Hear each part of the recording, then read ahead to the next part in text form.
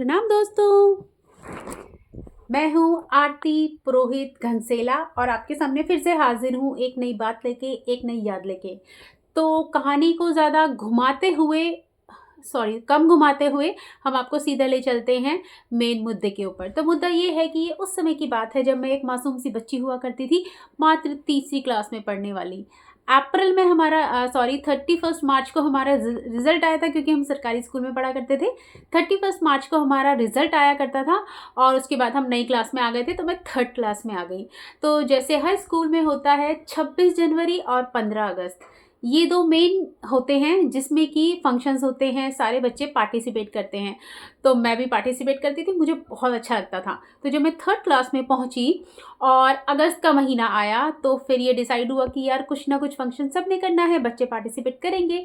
तो मुझे भी पूछा गया कि आरती तुम क्या करना चाहोगी? मैंने कहा मैम मैं पोएम सुनाऊंगी। मैम ने कहा आरती तुम चिड़िया के बच्चे की पोएम मत सुनाना, क्योंकि तुम पिछले 2 साल से वही पोएम सुना रही हो। फर्स्ट क्लास में 2 बार 26 जनवरी 15 अगस्त और 26 जनवरी, और फिर सेकंड क्लास में 2 बार 15 अगस्त और 26 जनवरी, और अब तुम थर्ड क्लास में आ गई हो और फिर तुम 15 अगस्त में पोएम सुनाने जा रही हो। तो चिड़िया के बच्चे की पोएम नहीं सुनानी है। मुझे बुरा तो लगा, पर क्या करूं, क्या किया जा सकता था। मैंने कहा चलो ठीक है ना, मैं कुछ और सुनाऊंगी, मैं कुछ अच्छी सी पोएम सुनाऊंगी देशभक्ति के ऊपर। तो अब मैम ने कहा ठीक है, लेकिन चिड़िया के बच्चे की पोएम नहीं सुनानी थी, मैम को वो नहीं सुननी थी। तो मैम ने कहा ठीक है, तुम ऐसा करो कि तुम ना कोई और पोएम जो है सुना लेना देशभक्ति के ऊपर। मैंने कहा ठीक है मैम। तो फिर उसके बाद, क्योंकि जैसे डांस होता था, कुछ होता था, ज़्यादातर 5th क्लास के बच्चे, क्योंकि प्राइमरी स्कूल था वो, प्राइमरी क्लास तो 5th क्लास तक था। तो जब भी फंक्शन होता था तो 5th क्लास के बच्चे ज़्यादातर डांस प्रोग्राम करते थे, बाकी सारे बच्चे पोएम सुनाना या छोटे मोटे एक्ट करना किया करते थे। तो जब फिर 15 अगस्त आया, आई थिंक 14 अगस्त में फंक्शन होता था। तो 14 अगस्त आया और नाम अनाउंस होने शुरू हुए, धीरे धीरे सारे बच्चे पार्टिसिपेट करने लगे। फिर मेरा नाम बुलाया गया, तो कहा गया आरती पुरोहित। तो मैं पहुंची स्टेज पे और मैंने बोलना शुरू किया। मैंने कहा माननीय प्रधानाचार्य जी, मेरी क्लास टीचर और बाकी टीचर्स, मतलब तो मैं भूल भी गई हम कैसे बोलते थे, सभी को मेरा नमस्कार। और आज मैं आपको सुनाने वाली हूँ चिड़िया के बच्चे की कहानी। जैसे ही मैंने कहा चिड़िया के बच्चे की कहानी और अपनी मैम की तरफ देखा मासूमियत से, मैम ने मुझे गुस्से से देखा और यूं करा, पर मुझे तो वही सुनानी थी और मैं शुरू हो गई। तो आप लोगों को भी सुना रही हूँ, आपको भी ज़रूर पसंद आएगी। सबसे पहले मेरे घर का अंडे जैसा था आकार, तब मैं यही समझती थी बस इतना सा ही है संसार। फिर मेरा घर बना घोंसला सूखे तिनकों से तैयार, तब मैं यही समझती थी बस इतना सा ही है संसार। फिर मैं निकल पड़ी शाखों पर हरी भरी थी जो सुकुमार, तब मैं यही समझती थी बस इतना सा ही है संसार।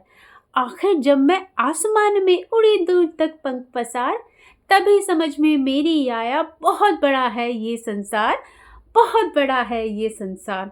बताइए कितनी अच्छी पोयम है। और मैम मुझे गुस्सा कर रही थी सुनाने के लिए, आप लोगों को ज़रूर पसंद आई होगी ना। तो मैं आपको बताऊं कि मेरी मम्मा ट्यूशन पढ़ाती थी, तो जब बच्चे वहाँ ट्यूशन पढ़ने आते थे तो शायद मैंने किसी बच्चे की बुक में या उस बच्चे के मुंह से सुनी होगी, तो मुझे बहुत पसंद आई थी। और हम लोगों की हिंदी बचपन से ही थोड़ी सी अच्छी है, क्योंकि हम कॉमिक्स पढ़ा करते थे। आप लोगों को भी याद होगा सुपर कमांडो ध्रुव, डोगा, नागराज। तो इस वजह से हमारी हिंदी काफ़ी अच्छी थी शुरू से ही। तो ये पोएम मुझे याद हो गई और मैं इस पोएम को हर बार सुनाती थी। वैसे लगता है मुझे कभी-कभी कि कितना इरिटेट मैं उस टाइम लोगों को किया करती होंगी, बट आज मेरे मन में था कि मैं आप लोगों को भी ये पोएम सुनाऊँ। और क्योंकि 26 जनवरी आने वाली है यार, मैं तैयारी कर रही हूँ। तो नेक्स्ट 15 अगस्त में हम फिर से मिलेंगे एक पोएम के साथ, ठीक है? तो अगर आपको वीडियो पसंद आई होगी तो लाइक कीजिएगा और कमेंट कीजिएगा कि कौन कौन सी कॉमिक्स जो है आपने पढ़ी है, कौन कौन से सुपर हीरोज़ की, और उसके अलावा आपका कुछ फेवरेट पोएम स्कूल टाइम में रही होगी, तो वो प्लीज़ ज़रूर आप मेंशन कीजिएगा कमेंट में। फिर मिलेंगे हम नेक्स्ट वीडियो में। याद रखिएगा, चिड़िया के बच्चे की कहानी याद होनी ही चाहिए आपको। बहुत अच्छी पोएम है यार, दिल से सोचो इसके बारे में। मतलब एक चिड़िया का बच्चा जब वो अंडे में था तो उसे लगता था बस उतनी ही दुनिया है। जब वो अपने उसमें आया, घोंसले में आया, तब उसे लगा इतनी ही दुनिया है। फिर जब वो चलना सीखा, वो डालों पे गया, शाखाओं पे गया, उसे लगा बस इतना ही जीवन है, इतनी ही दुनिया है। लेकिन जब वो उड़ा, तब उसे समझ में आया कितनी बड़ी दुनिया है।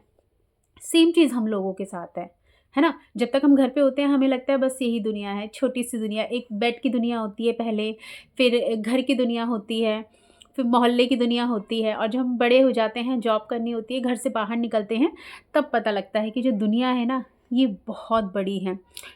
कैसी-कैसी बातें करती हूँ यार मैं कभी-कभी ज्ञान की।